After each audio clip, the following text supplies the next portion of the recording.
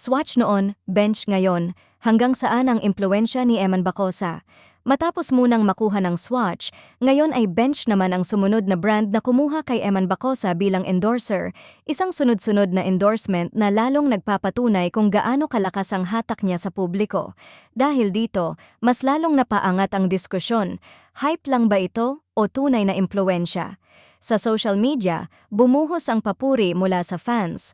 Marami ang nagsabing mula relo hanggang damit, handa silang suportahan ang anumang produktong i-endorso ni Eman.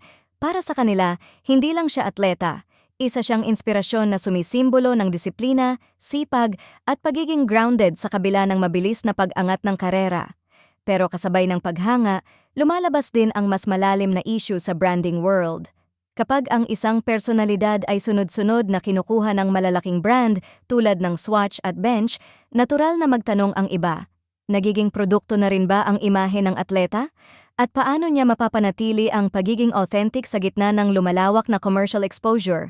Sa panig ng brands, malinaw ang dahilan. Si Eman Bacosa ay may malinis na reputasyon, may koneksyon sa masa, at may fanbase na aktibong gumagastos. Isang pangarap na kombinasyon para sa marketing. Kaya't hindi na nakapagtataka kung bakit relo muna, at ngayon fashion naman ang kanyang pinasok. Sa huli, ang issue ay hindi lang tungkol sa dami ng endorsements, kundi sa balanse, kung paano hahawakan ni Eman ang kasikatan nang hindi nawawala ang tunay na dahilan kung bakit siya minahal ng publiko. Sa ngayon, malinaw ang reaksyon ng fans, Swatchman o Bench, susunod at susuporta sila hanggat nakikita nilang totoo at hindi nagbabago si Eman Bacosa.